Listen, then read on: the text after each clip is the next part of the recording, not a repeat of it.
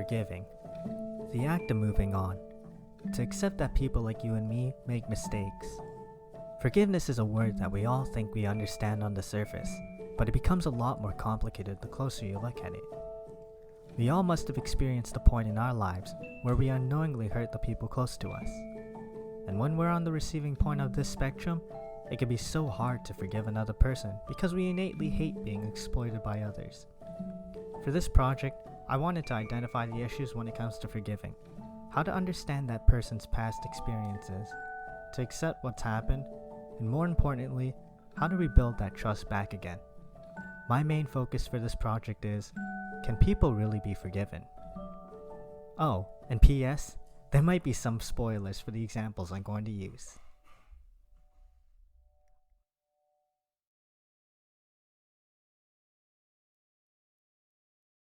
So, you're asking me to take your life in place of the remaining tens of thousands of Ishvalans. That's correct. I stand... How arrogant of you. Do you sincerely believe that your single life is equivalent to the remaining multitude of your followers? Your stature has gone to your head. The life of any individual human is only worth one life. That's all. Nothing more and nothing less. Whether it be a person or a group of people, that person you're trying to forgive may have done something that hurt you so badly that it's almost impossible to forgive them.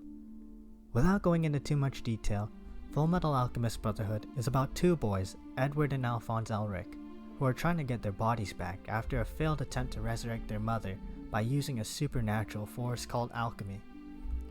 By becoming quote-unquote dogs of the military, the two brothers uncover deep secrets about the rules along alchemy and the history of their own country. I can't go into further explanation without spoiling a bit of the show, so for spoilers, the two brothers find out that the country they serve under falls under a totalitarian government with the military as the center of power. Now I want to focus on this show with the lines of 1984, because even though 1984 focuses much more on oppression and control over information, I feel like Fullmetal Alchemist Brotherhood can correlate with 1984 because of their themes expressing revolution and resistance, and the more darker themes like segregation and control over history. Both 1984 and Fullmetal Alchemist Brotherhood have one common enemy, that being the party and the military. With that being said, I think there's also a correlation between Winston and Edward Elric. Both characters are having that sense of rebellion against the regime that they're serving under, because both characters know the dangers of living under a controlling government. And I feel that both the characters realized that they had a choice to either forgive the government they're serving under, or rebel against it. At the end of 1984, Winston surrendered himself to the state rather than forgiving it. Winston's constant push into rebelling the government caused his downfall, and I believe that the reason why Winston could not pull himself to forgive the government is that Winston has been curious as to why the party has absolute power over the country.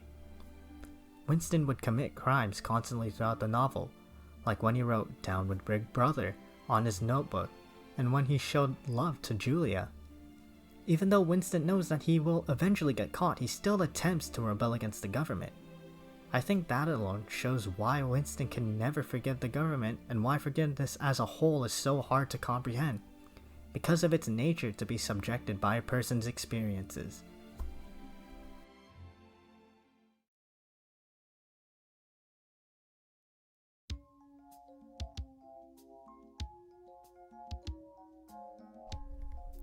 When our class was just beginning Othello, there'd be one quote that Iago said that stuck with me. I can't recall the full details of the text, but I can recall it being something along the lines of saying, "I am not what I am." When I play video games, I would usually have something playing in the background, whether it would be podcasts or music. Half of my attention would be on the game, and the other half would be whatever I'm listening to. At the time, I had a documentary that I listened to that came from the magic that is YouTube recommendations. It was about the interrogation of an arrested criminal named Dalia Dippolito, and I remember hearing one quote that baffled me when I heard it. Let me play the clip. How in the hell did I hear it and see it? I heard what you heard. It's not true. I heard what you Well, everything they showed you, they showed me.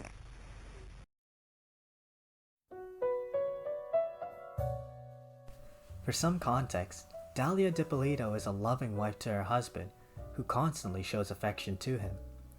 She then tried to solicit a murder by hiring a hitman to kill her husband. And throughout her trial, she seems to have no motive to why she wanted her husband dead. Fortunately, the husband's still alive, but solicited murder is a prime example of pure evil that Dalia was able to put up by acting as a caring wife, only for her to want her husband dead. Dude, that's pretty heinous. I'd like to connect Dalia with Iago because Iago has also used his ability to become friends with Othello, the person he wanted dead, while showing little to no motivation as to why he wanted Othello dead. To put trust into the people that you want to hurt? That's pretty nasty. And I thought that Dalia and Iago would be a picture-perfect example of why it's so hard to forgive either of the two. You know, the worst part in the end is that even during the trial, Dalia never managed to say any apology towards her husband, similar to how Iago didn't confess to why he wanted Othello dead, even after the events of Othello occurred. Now, for example, if I had 10 people who were going through the same situation, these 10 people are probably going to have different answers on how to respond to that situation, which is what makes the decision to forgive so hard to tackle in the first place. When you hear about an attempted solicited murder, it's so hard to forgive that person of their actions. Examples like these two above almost embody evil itself. And yeah, it can be really hard to forgive people for doing heinous things, but scenarios like these almost question if it's justifiable to let the person face consequences. In the end, I believe that forgiving the offender is solely up to the victim's decision, and whether that person decides to forgive them or not, it's completely up to them.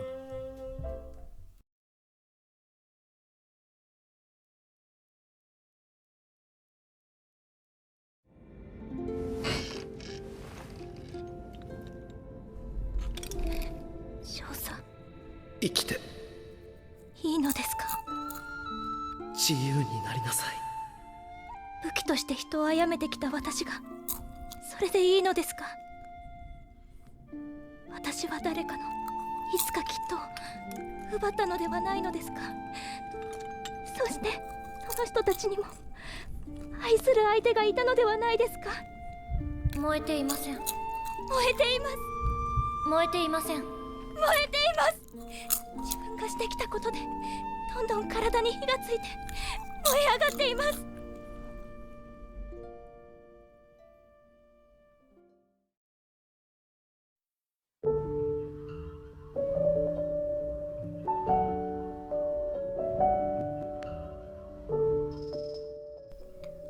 Violet Evergarden is the story of a young dwarven girl who was enlisted in an army and fought in a war.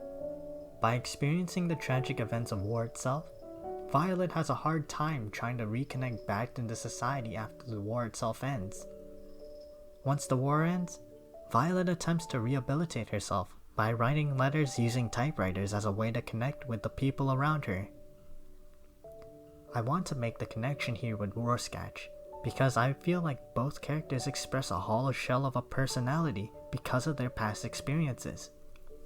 Rorschach had a traumatizing childhood from his abusive mother, and Violet having to be deployed as a soldier when she was a child. These characters show a struggle to understand empathy, and they can easily be mistaken as emotionless or apathetic. Rorschach's view of a black and white morality shows an example of struggling to understand empathy itself, and Violet's insensitive view to people's emotions show an example of struggling to understand empathy. Rorschach's character is hard to analyze because of his innate nature focusing on the black and white morality, but this viewpoint of Rorschach is also subjective because Rorschach is trying to figure out who killed the comedian. All evil must be punished, and the comedian has done some pretty bad stuff like committing murder, yet Rorschach still seems to defend the comedian. The clip I played at the beginning was about Violet coming to realize that she's taken the lives of people and can never go back upon them. At the end of Watchmen, Dr. Manhattan ends up killing Rorschach to keep the peace of the planet. Rorschach then takes off his mask and keeps his moral views that all evil should be punished. His plans to tell the world about Adrian ultimately shows that Rorschach can never go back on his word, and that he'll keep the views of a black and white morality even through the face of death. In both scenes, his plan to tell the world about Adrian ultimately shows that Rorschach can never go back on his word, and that he'll keep the views of a black and white morality even through the face of death. In both scenes, Rorschach and Violet reveal a more human side of themselves, that because of the revelation presented in front of them, both characters can't do anything about it, but accept what's given to them at face value and move on from there.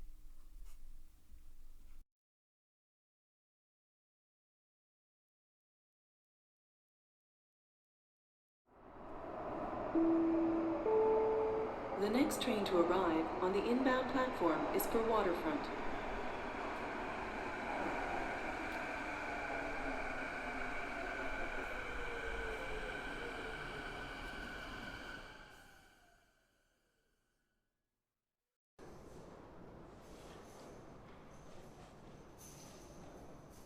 What's that?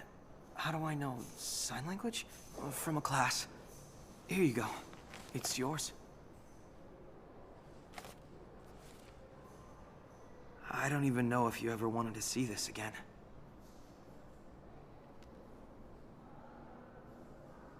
I was wondering, can me and you, Shoko, can we be friends?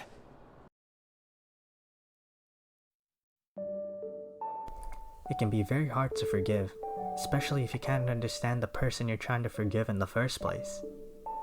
A Silent Voice is based on that exact model. By following the footsteps of our main character Ishida, we see that Ishida straight up bullied a girl with a hearing disability named Nishimiya to the point where she moved to different elementary schools. When Ishida gets faced with the same type of bullying that he did to Nishimiya and the ramifications of being constantly reminded that he hurt her, he succumbs to the fact that he is a horrible person and decides to hide from the people around him. By learning sign language and meeting Nishimiya in high school, Ishida attempts to reconcile with Nishimiya. When Ishida is on the receiving end of the bullying, it helps Ishida realize that. When Ishida was on the receiving end of the bullying, it helped Ishida realize the impact that his actions could have on others. By learning sign language and meeting Nishimiya back in high school, Ishida attempts to reconcile with Nishimiya. By opening up yourself with the person you're trying to forgive, you get to notice the little nuances that might go over your head. This is because you're not only allowing the person you're trying to forgive to see the flaws that they have, but you're also allowing yourself to see the flaws that you may have yourself. This is prevalent by the fact that when Ishida tries to reconcile with Nishimiya, he notices that he has his own flaws to deal with. When Dan and Rorschach reunite to go take down Adrian, Rorschach manages to accept what Dan said to him, that he's a hard person to connect with. When Dan insults Rorschach and tells him that he's a hard person to deal with, Rorschach puts his moralistic views aside and takes time to reflect upon himself and see that he's actually a broken man. When Ishida attempts to reconcile and rebuild connections with Nishimiya, he remembers all the past things that he's done to her and solidifies himself as a broken man. No one can face their problems alone, and when you open up to that other person, you show that person that you know you done something or they did something bad. That you've realized that no amount of anger or resentment can redeem what you or that other person has done. And that there's no other option left but to show your true colors and present them in front of that person. It gives this feeling that they're content with moving on, and it's up to that other person to agree or disagree. All that person needs to do to move on to that right step of forgiveness is to learn to listen.